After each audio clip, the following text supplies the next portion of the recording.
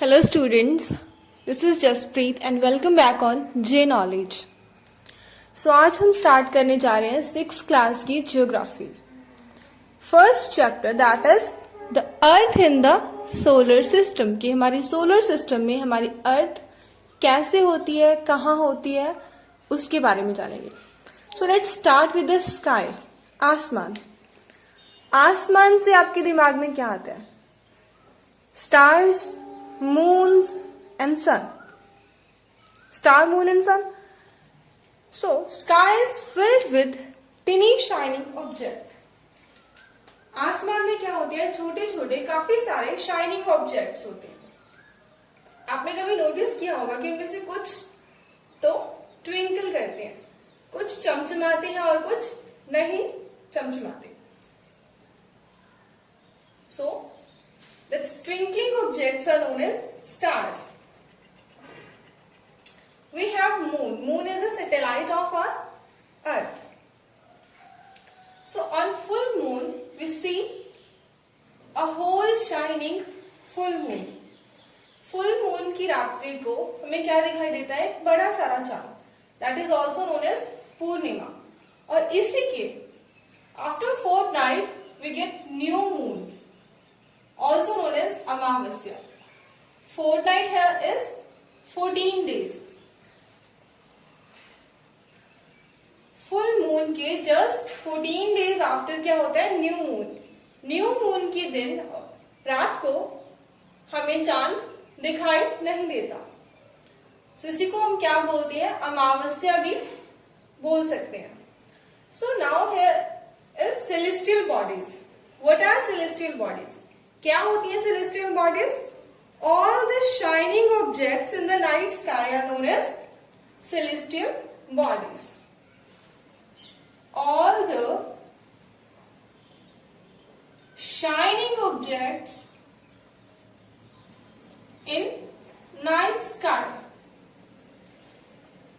रात के आसमान में हमें जितनी भी चमकने वाली चीजें दिखती हैं वो सारी क्या होती हैं? celestial bodies में आ जाती हैं. Like sun, moon, these are celestial bodies. क्या आपको पता है कि जो सन है वो क्या है? Sun is also a star. सन भी क्या है? एक स्टार है. Next is constellation. अब कॉन्स्टेलेशन क्या होती है? आपने कभी रात को आसमान में देखा होगा ना कि स्टार्स के डिफरेंट डिफरेंट पैटर्न्स बनते हैं. सो वही जो पैटर्न्स बनते हैं, so various patterns form by the different group of stars are known as constellation. So उन्हीं पैटर्न्स को हम क्या बोलते हैं? कॉन्स्टेलेशंस बोलते हैं. कॉन्स्टेलेशंस काफी टाइप की हो सकते हैं. यहाँ पे हम एक एग्जाम्पल लेते हैं. Ursa major. उर्सा मेजर में एक कॉन्स्टेलेशन आती है, दैट इज सप्तऋषि. सप्त ऋषि मीन 7 ऋषियों का समूह. ये ऋषियों का नहीं, ये 7 स्टार्स का समूह है. इनकी ग्रुप ऑफ 7 स्टार्स.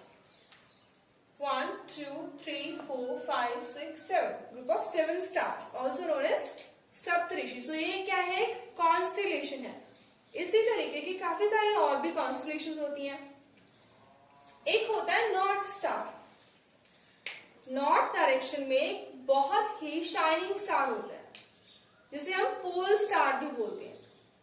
अब नॉर्थ स्टार को हम क्यों पढ़ते हैं? क्योंकि जो पुराने जमाने के जो लोग होते थे ना, वो नॉर्थ स्टार का यूज किस लिए करते थे? डायरेक्शंस को देखने के लिए. सपोज हम कहीं पे खड़े हैं और हमें डायरेक्शन नहीं पता कि कौन सी डायरेक्शन है, तो हम क्या करेंगे? नॉर्थ स्टार को देखेंगे. और नॉर्थ स्टार को देखने का एक सही तरीका क्या है कि आप सप्तऋषि को देखो. सप्तऋषि के इन स्टार्स के बिल्कुल सीधे आपको सामने क्या दिखेगा? North star, also known as pole star. So इसी तरीके से पहले के जमाने में जो लोग थे वो डायरेक्शंस का पता लगाते थे. सो ये होती हैं आपकी constellations. So what are planets? हमने पढ़ा था कि जितने भी स्काई के अंदर शाइनिंग बॉडीज होती है वो सारी क्या होती है? Celestial bodies. Like star, moon, sun, ये सारी क्या है? सेलेस्टियल बॉडीज है. अब जनरली सारी सेलेस्टियल बॉडीज के पास क्या होती है, उनकी खुद की हीट होती है, उनकी खुद की लाइट होती है। और कुछ ऐसी बॉडीज भी होती है जिनके पास उनकी खुद की कोई हीट और कोई लाइट नहीं होती। वो किसकी लाइट से शाइन करती है? स्टार्स की लाइट्स को यूज करके शाइन करती है। So celestial bodies that do not have their own light, they live by the light of stars, are known as planets. Example, our Earth. Earth हमारी कहाँ से लाइट लेती है? From sun. Sun is also a star. So Earth gets its heat and light from sun. So these are planets. कितने planets हैं हमारी total? 8 planets. अभी हम पढ़ेंगे हमारे सोलर सिस्टम के बारे में। Solar system is also known as solar family और family of sun, means sun की फैमिली के बारे में। सो सन की फैमिली में कौन कौन से मेंबर आ सकते हैं? सारी की सारी सेलेस्टियल बॉडीज जो शाइन करती हैं, 8 के 8 planets, asteroids and meteoroids. These all are the members of sun's family. इसमें कुछ सैटेलाइट्स भी होती हैं लाइक मून। और सन क्या है? इस पूरी फैमिली का हेड है। कौन कौन से प्लैनेट है हमारे सोलर सिस्टम में? फर्स्ट इज मरकरी, सन के बिल्कुल पास में होता है। Next is Venus, third is our home Earth, fourth is Mars, और मार्स के बाद में ये जो ब्लैक फ्लैग है ये क्या है आपकी?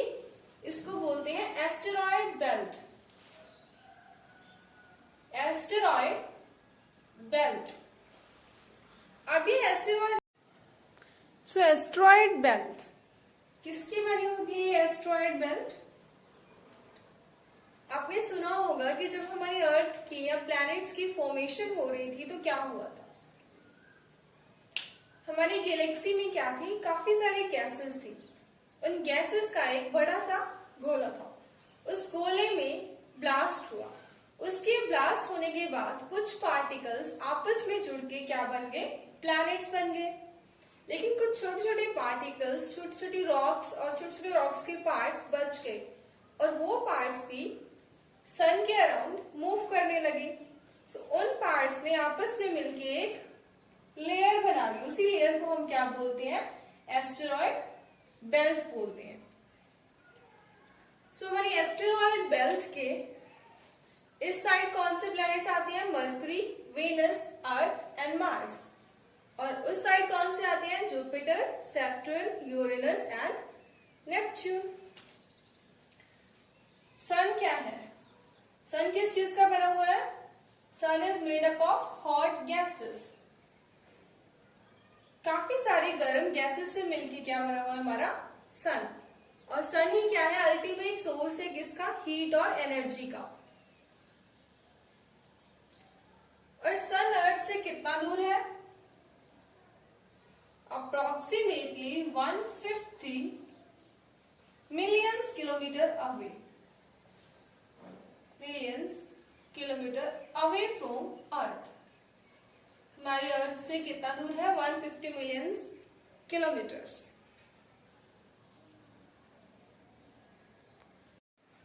अभी हम बात करेंगे ऑर्बिट्स के बारे में। ऑर्बिट्स क्या होते हैं? As you all know that all the planets around the sun move करते हैं, और सारे प्लैनेट सन के अराउंड कैसे मूव करते हैं? एक फिक्स्ड पाथ, उनके खुद के रास्ते होते हैं, वही रास्ते पे चलते हैं हमेशा।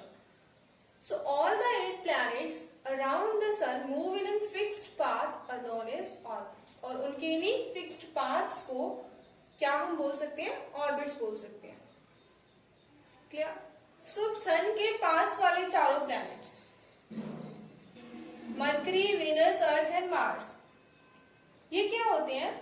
स्मॉलर इन साइज होते हैं। इनको हम रॉकी प्लैनेट्स भी बोलते हैं। रॉकी प्लैनेट्स क्यों बोलते हैं? Because they are made up of rocks. ये सारे प्लैनेट्स, चारों के चारों प्लैनेट्स किसके बने हैं? रॉक्स के बने होते हैं।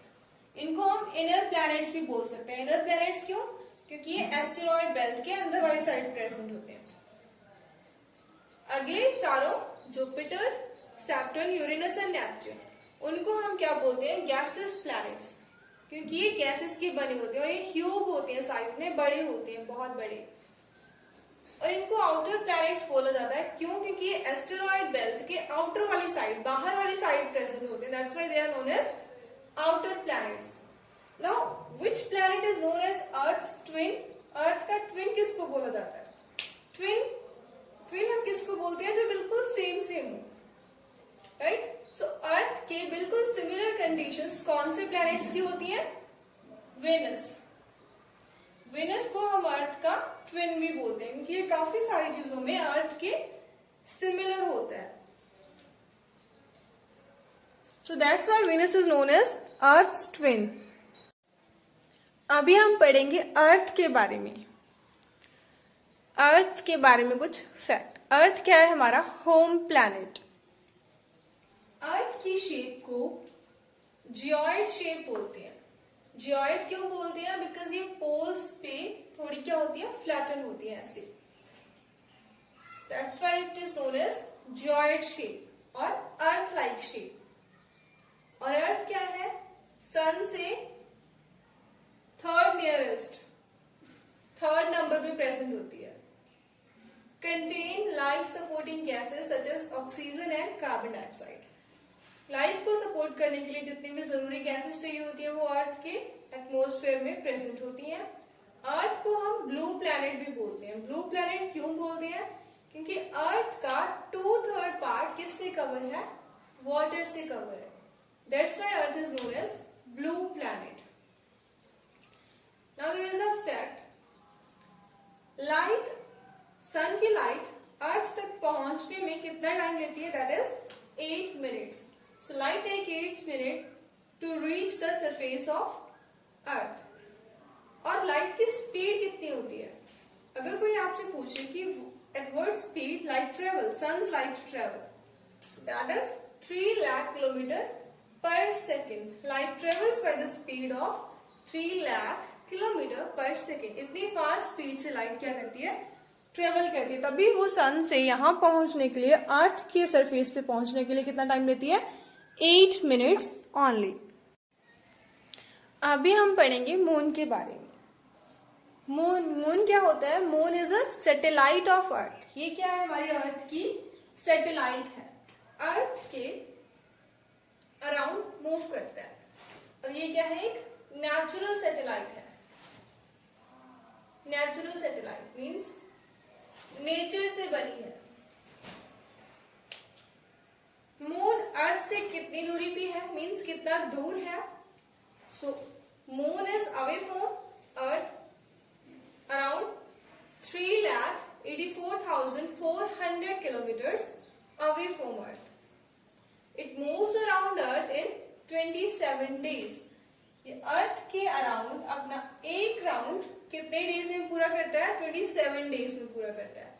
और मून के सरफेस पे क्या होता है? मून के सरफेस पे माउंटेन्स है, प्लेन ग्राउंड्स है, वहां पे कुछ डिप्रेशंस है, खड्डे बने हुए हैं। First man to reach the surface of moon, चांद के ऊपर सबसे पहले जाने वाला आदमी कौन है? Neil Armstrong. ये अमेरिका से है।